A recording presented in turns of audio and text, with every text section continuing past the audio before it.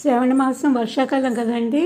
పూలు మా టెర్రస్ గార్డెన్లో ఎంత బాగా పూసేయానో ఒకసారి మీకు చూపిద్దామని పెడుతున్నాను అనమాట. ఇవాళ శ్రావణ శుక్రవారం 2వ వారం కదండి. పూజ బాగా చేసుకున్నాను. పూలు అయితే చాలా చాలా బాగా పూసాయి అన్నమాట. ఈ వర్షాల వల్ల ఏమవుతుందంటే పూలు ఎక్కువ పూసినాయి, దానికి తగ్గట్టుగా ఈ మిల్లీ బగ్స్ కూడా బాగానే వస్తాయండి. కేర్ బాగా తీసుకోవాలి. ఎలా కేర్ తీసుకోవాలో ఇంకొక వీడియోలో పెడతానమాట.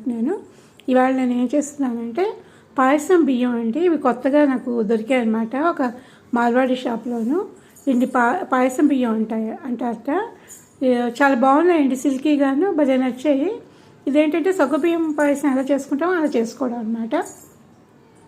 కొంచెం వాటర్ పోసేసి కొంచెం ఉడికిచ్చేసేసుకున్న తర్వాత అంటే పాలు పోసేయాలన్నమాట. ఇవి ఎలా ఉంటాయంటే సిల్కీగా ఉన్నాయండి, చాలా బాగుంది. టేస్ట్ అయితే మాత్రం చాలా చాలా నచ్చింది. ఇదే ఫస్ట్ టైము నేను చేయడం కూడాను. మరి బయట ఎక్కడైనా దొరుకుతాయేమో నాకైతే తెలియదు, కానీ ఆ షాప్లో అయితే దొరికాయి అనమాట. పాయసం అయితే చాలా బాగుంది. ఇందులో కొంచెం బెల్లమును కొంచెం పంచదార వేసాను, ఆవు పాలు పోసాను అనమాట. మొత్తం ఆవు పాలతోటి మనం కావాలంటే ఉడికించుకోవచ్చు అండి, వాటర్ పోయకుండాను. నాకు సఫిషియెంట్గా ఆవు పాలు దేశవాళీ ఆవు అయితేనే బాగుంటుంది కదా అమ్మవారికి నైవేద్యం పెట్టడానికి. దాంతో నేను కొంచెం పాలును నీళ్ళు కొంచెం కలిపాను అనమాట.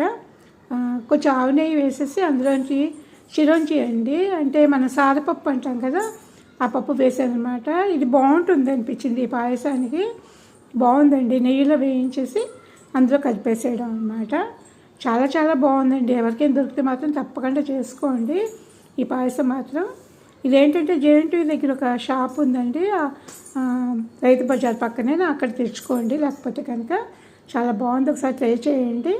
చాలా చాలా నచ్చుతుంది మీకు కూడా.